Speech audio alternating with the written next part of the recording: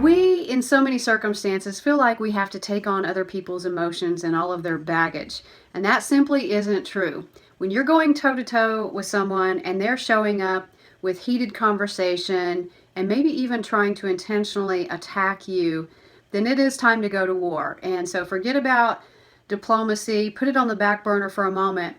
Your goal is to not accept their behavior and take it upon yourself to have to solve that problem. So you've actually been using a couple of tools that help you to reflect, and one of those is the listening coach. That's why I say it's so powerful. You can really deflect by summarizing back what you're seeing a person do.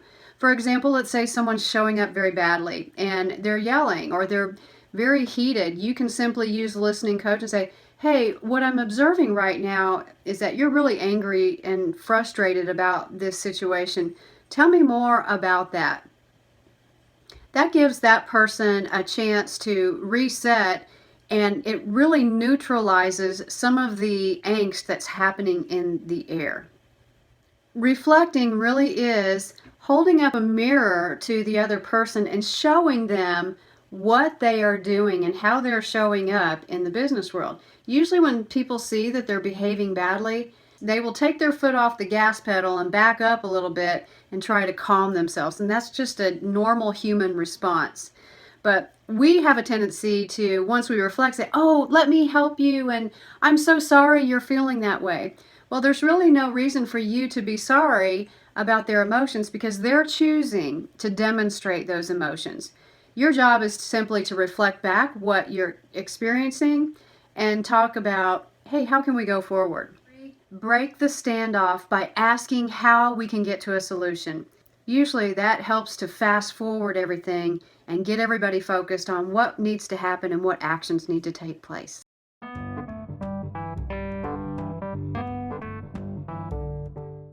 You blew it. I mean, this time, this was the biggest mess you have ever made. I, did you see this report? I mean, this is bad. What is wrong with you?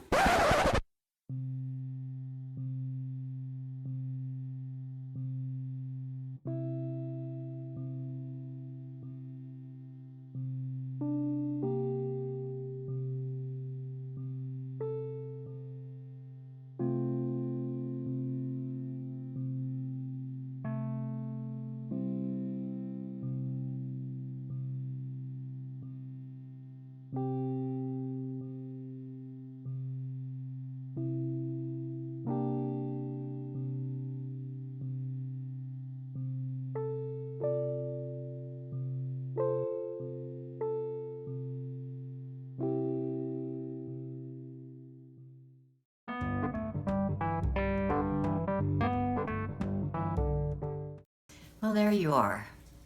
I don't know if you know it or not, but I have been here since 5:30 this morning. I am tired. I don't feel like I'm getting anywhere. What time did you come in?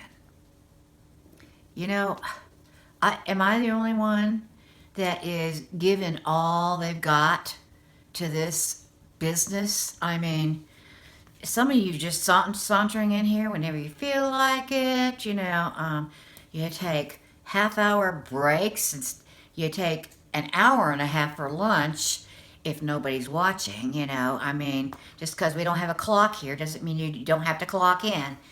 Just because I have the greater responsibility, I depend on you people to help me out. I am not the only one running this business. I pay you for a reason.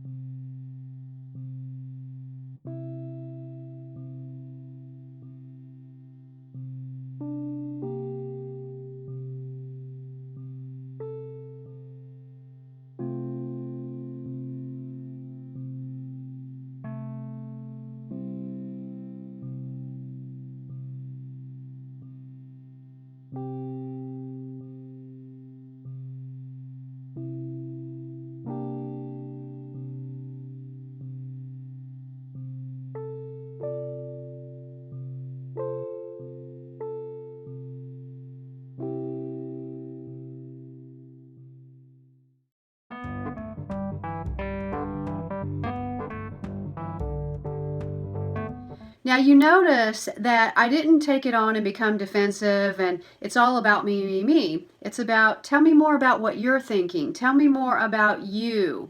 So we want to make sure that that person understands that you're not their customer service representative. You are an equal in the room. You deserve to be at that table, and you have an ABC mindset. If we recall ABC mindset, you have abundance. You have everything that you need. You don't need anything more. You don't need anything less.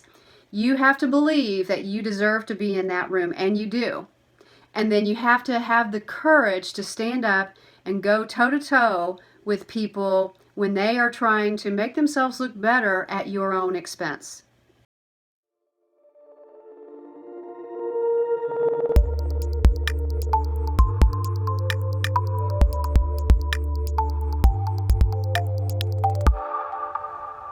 Welcome back. I'm so glad that you've been able to be with me through this 4-part series on emotional intelligence. I trust that all of the concepts and tools have been useful to you. These are such simple things, but when it's time to implement them and practice them, that's when it becomes harder, because that really does require you to change the experience. If you remember what we talked about in Module 3, we talked about how you really have to go for the experience and change that experience.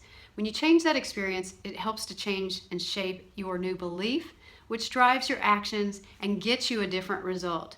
So if your experience is you're walking into an office every day and you're getting negative reactions and you respond in kind with a negative reaction, that's an experience that needs to be changed. So what if you change that experience by coming in and using listening coach with someone, or using a reflect instead of accept? That is changing the experience and the dynamic in that room. And when you start to see how people are reacting to that, that tends to change your belief about that situation, that maybe you can impact someone.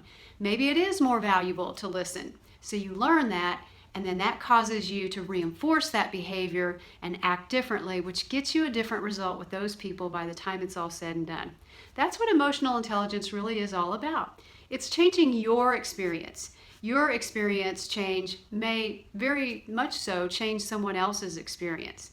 You can't always change somebody else, but you can definitely change yourself in the way that you react to situations. And I know you may be at the point where you're saying, I want more of this. I want to do some coaching. I want to go on and learn more about executive presence.